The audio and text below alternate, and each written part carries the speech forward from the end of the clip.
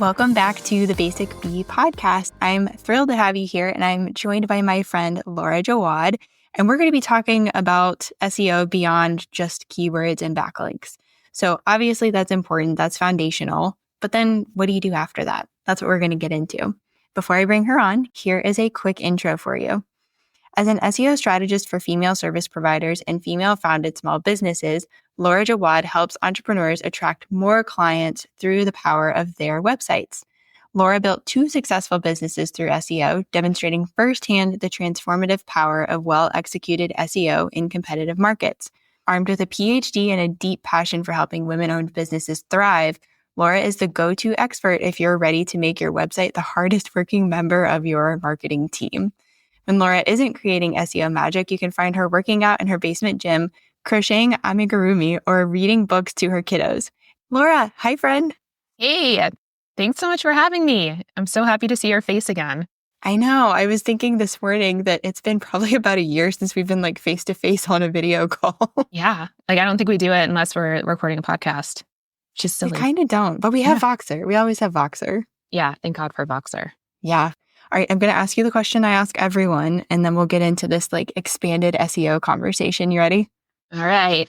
Which do you believe is the most important for sales? SEO, storytelling, or social proof? I think that things work together in synergy, Mm-hmm. right? I think you need well-rounded marketing. I mean, storytelling can exist without SEO, right? I think SEO requires storytelling and social proof. That's a good way to think of it. So I'm going to say SEO because I think it encompasses all of the things. That's my answer. I love your answer. And I'm not surprised at all because you're an SEO strategist. Yeah. Well, I think the other 2 are really important as well. And that's why I'm I don't think that you can do SEO without these other things. They're all important. Yeah. And what happens if you pick all 3 is that you get a gold star, because I feel like there's no right answer, but that's my favorite answer. And that's obviously why I talk about all 3 on the podcast. Yeah. So why don't you catch us up with everything that has transpired with SEO in the last little bit of time? Because I feel like you're more tapped into that because I am so over here with the basics and helping my clients get that set up. So take us on the little journey that SEO has taken over the last few years. Yeah. SEO foundations are always going to be foundational. And so when I say SEO foundations, I'm talking about the keywords and content, which I know is where, you really thrive, backlinks and tech, right? Those things are always going to be foundational, but essentially with the influx of all the low quality AI generated content that has flooded Google's index, with the rise of large language models, ChatGPT, et cetera, they're really working hard to come up with new ways to serve content that is written by human, expert, authoritative authors that deserve to be writing the content, and to serve content that is truly useful to the searchers.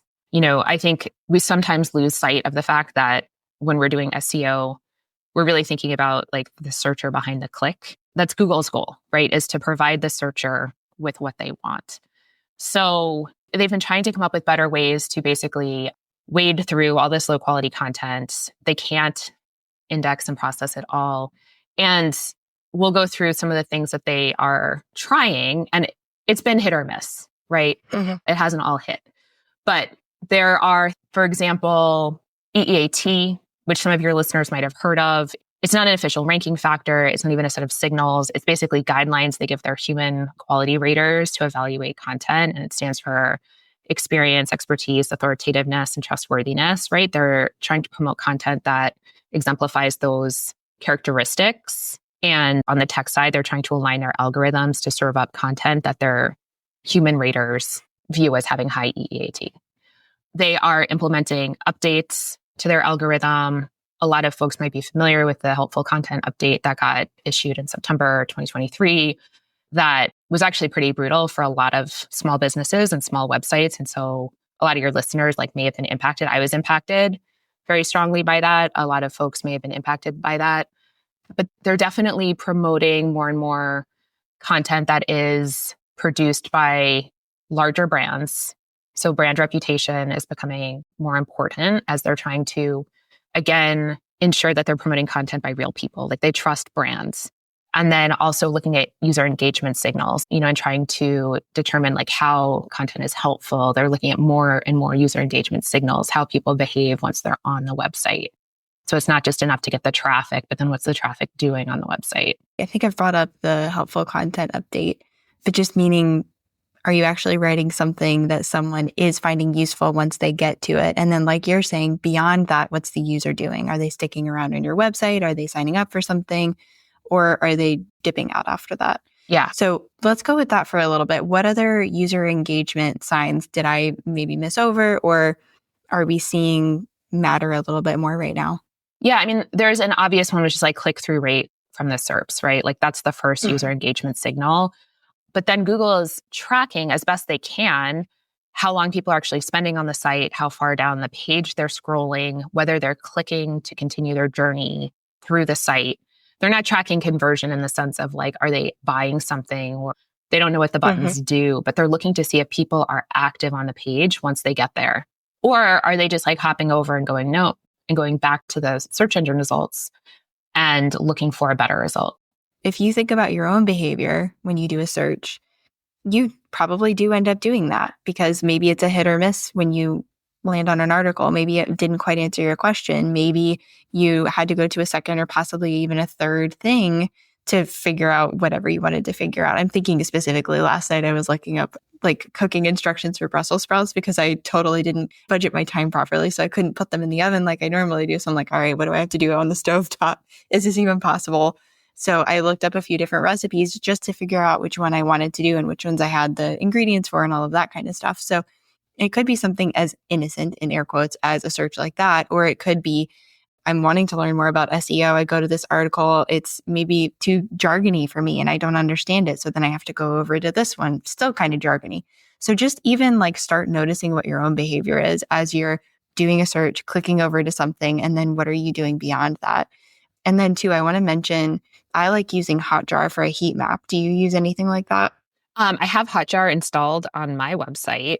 I haven't done a lot with it. I think that's definitely like a next level tool to like evaluate engagement on your site and to fine tune engagement on your site. So I think like once you are getting some traffic, once you feel good about, you know, that top layer of SEO, I think then going and looking at some of these more analytical tools is a great step. It's probably not people's like first line because I find people still need like buttons above the fold, right? Yeah. So there's some stuff that we can look at even before we start getting that fancy to just evaluate like how likely is it that someone is going to stay on page, convert before we get to that point. But I love the idea of Hotjar. I'm excited to like further my Hotjar journey. I'm just collecting data now. Yeah, it's cool to go in, even if you're still kind of like newer to SEO, but you want to understand even some of the stuff that we're talking about, like user engagement, and just to see what your users are doing right now. That's a really fun tool and it's free. I'll make sure the link is below, but it's a cool thing to look at from your side of the website.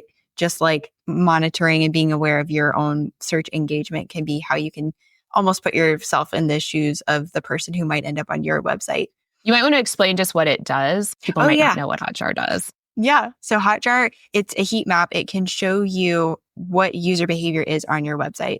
So like Laura was mentioning, how far down are people scrolling? It'll show you that. It'll show what buttons they're clicking on, if any buttons are cold, so like no one's clicking on them, or which ones are really hot. Like there's a lot of clicks happening on that button.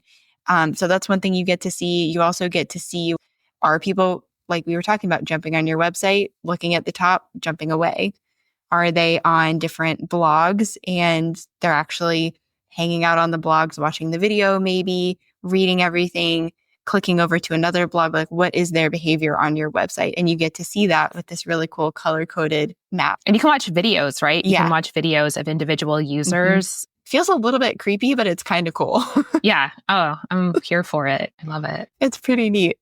You also mentioned brand recognition being really important. Yeah. So let's go there. Like, what are you seeing? What can you tell us about that?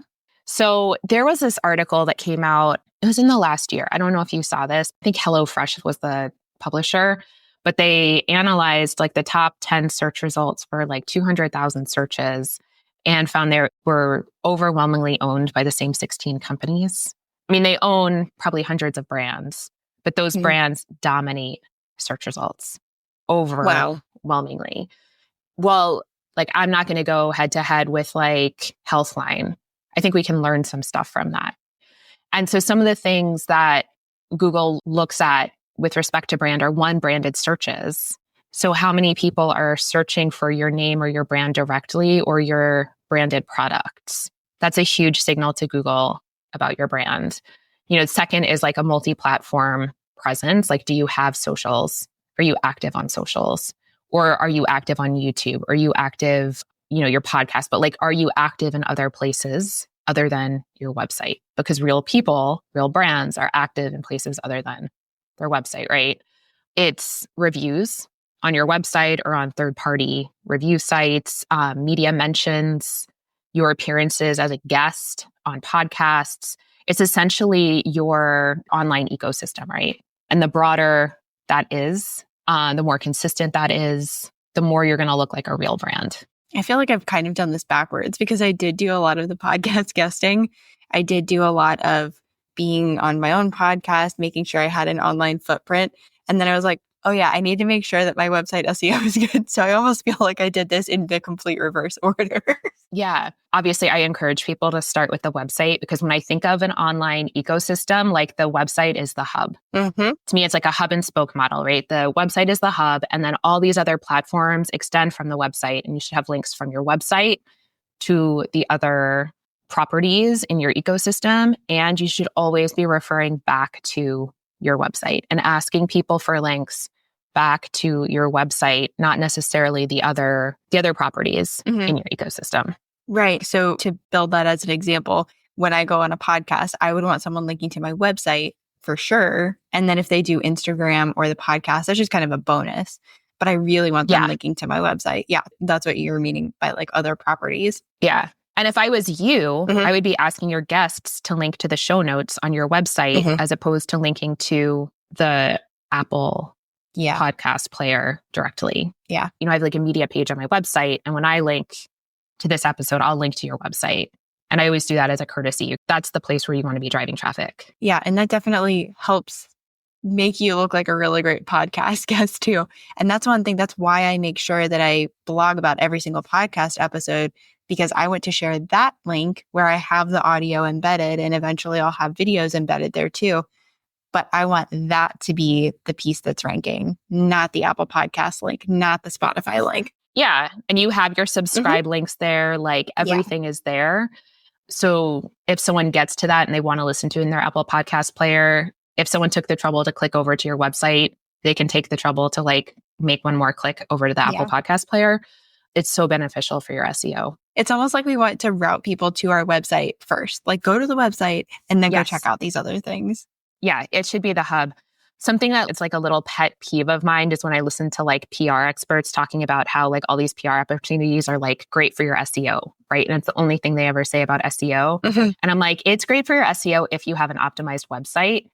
If you don't have an optimized website, like those links aren't going to do anything for your website SEO. Yeah. It's like lipstick on a pig, right? In order for these things to really like help your website has to be well optimized in the first place. And so then we can like full circle this conversation back to those SEO fundamentals.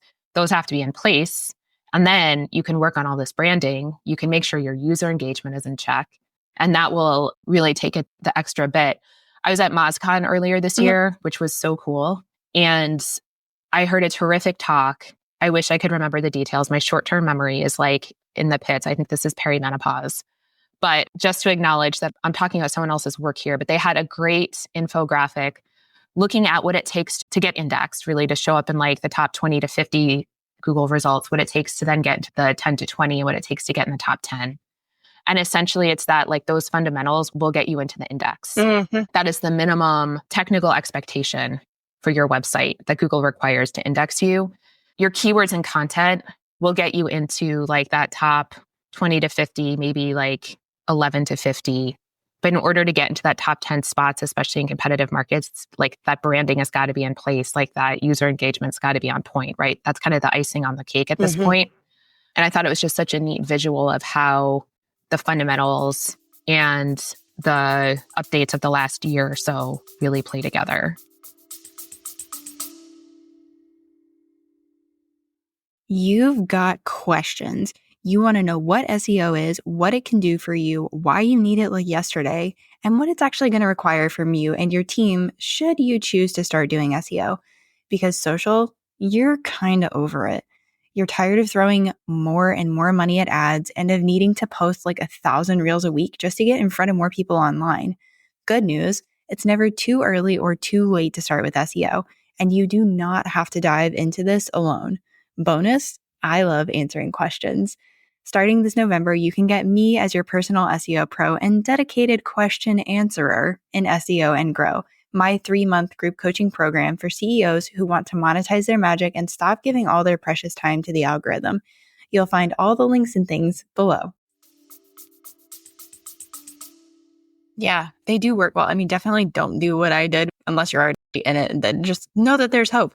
But don't go out and do all the other stuff first. Start with your website first. Yeah. For me, I felt like in a very weird way that going and being a podcast guest was an easier lift at that time. And visibility was a big play for me.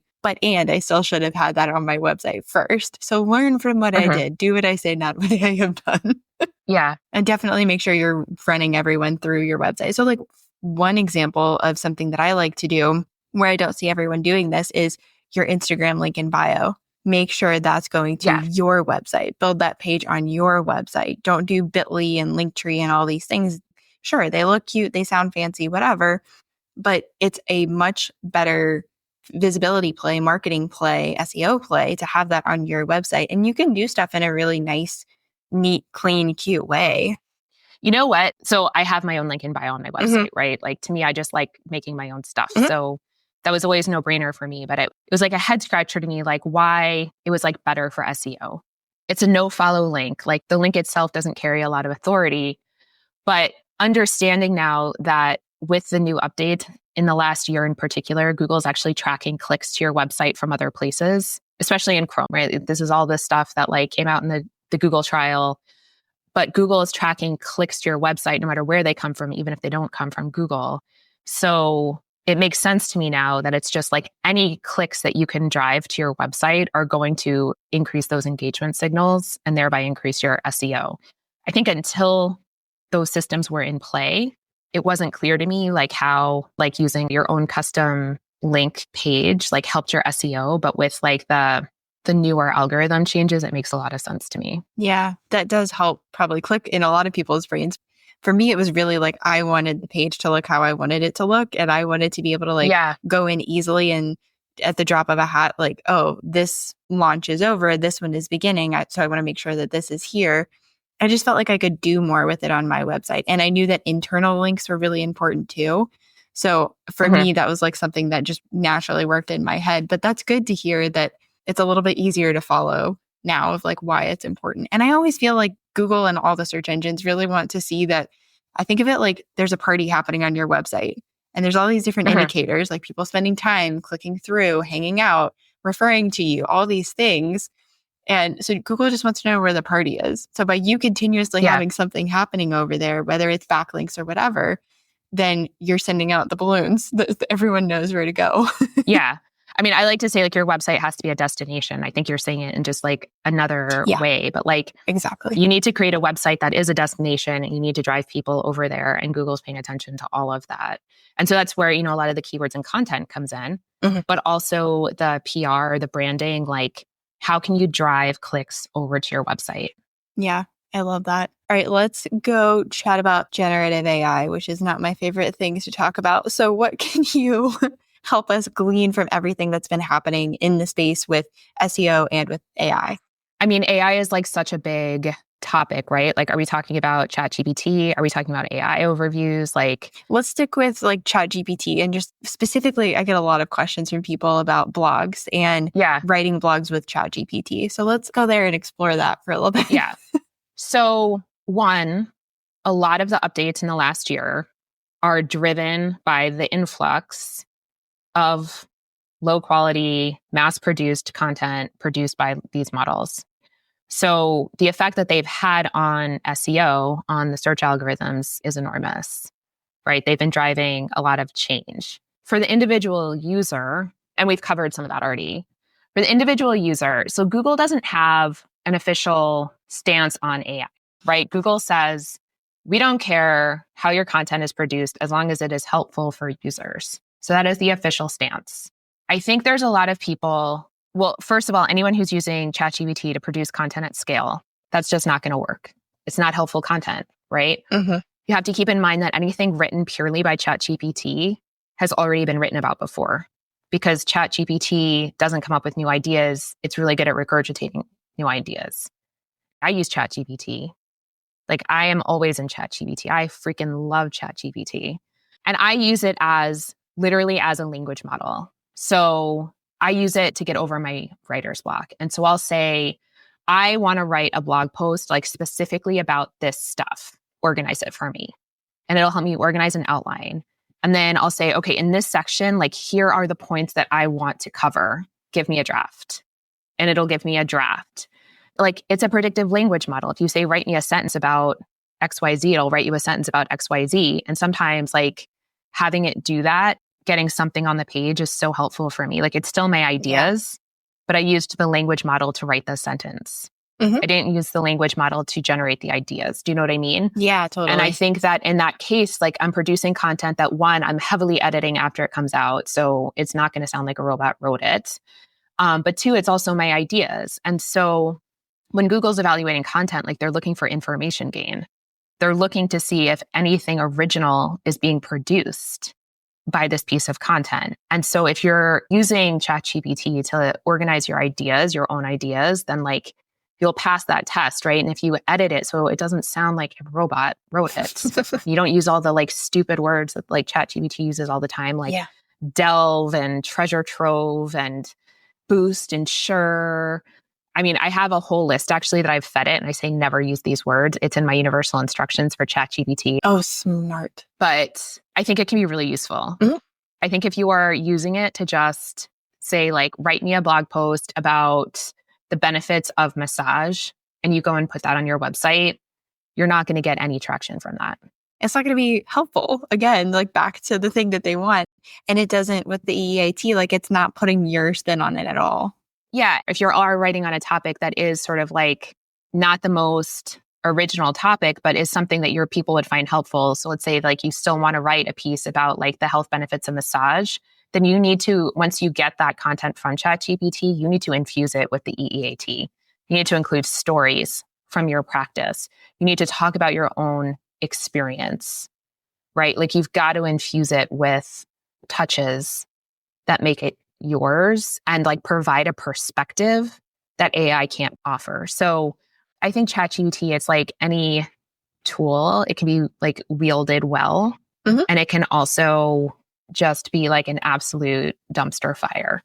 So yeah, it's really like how you're using the tool. I don't think anyone should be using it to just write their blog and, like, posting that stuff to their blog. It's never going to hit.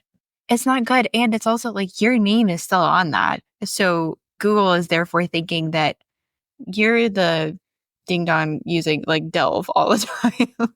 Like, it's not actually putting your spin, your thoughts, your experience on that. And that's the part that really makes the blog sing. That's what gets you seen as the authority. And that's what gets people coming to you.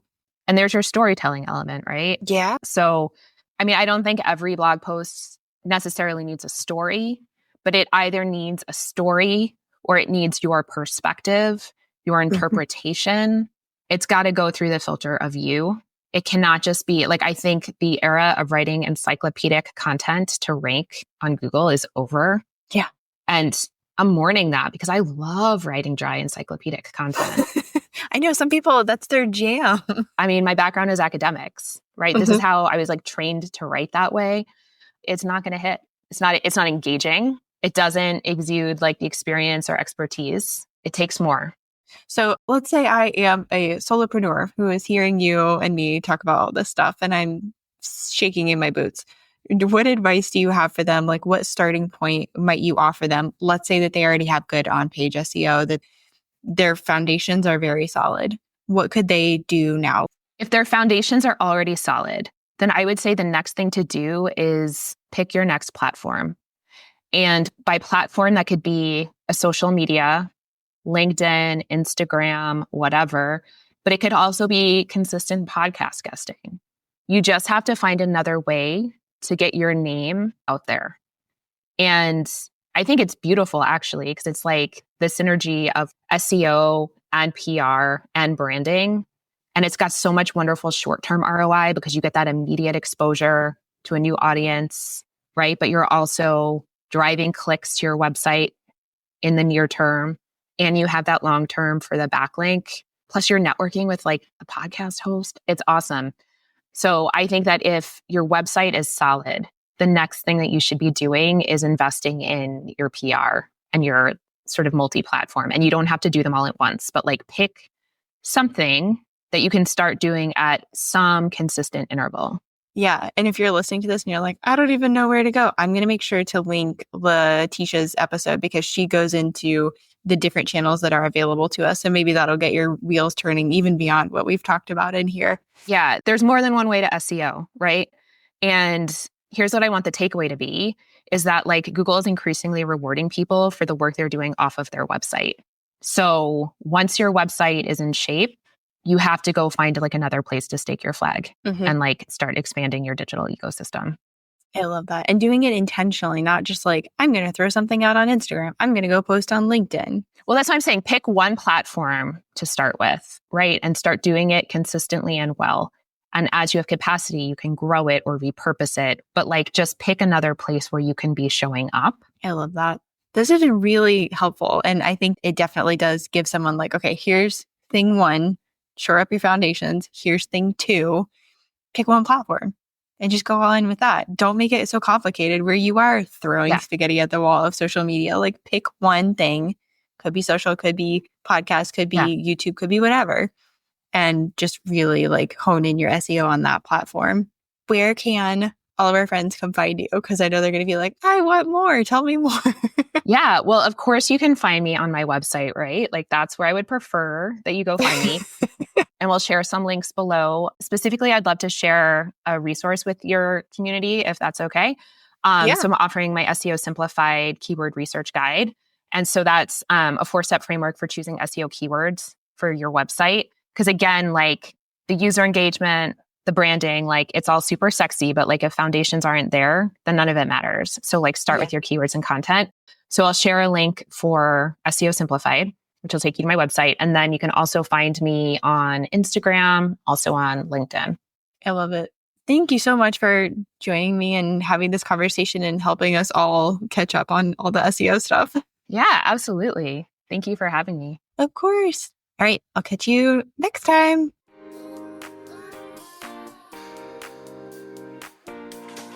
I hear you. You don't know what SEO is or how it can help grow your business or connect you with the right people. Well, hopefully you're not still in that land of confusion since you're listening to this podcast. But if it is, here's a crash course in SEO.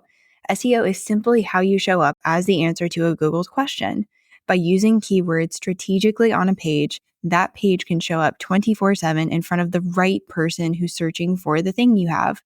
As an added bonus, SEO can also apply to your social media profiles, your podcast, and your blog posts, which, P.S., blogging is not dead. SEO is how you turn Google into your personal matchmaker. And this November, you can get me as your guide into the world of SEO. SEO and Grow is the 3-month group coaching program for CEOs who want to monetize their magic and stop giving all of their precious time to the algorithm. All the info is below.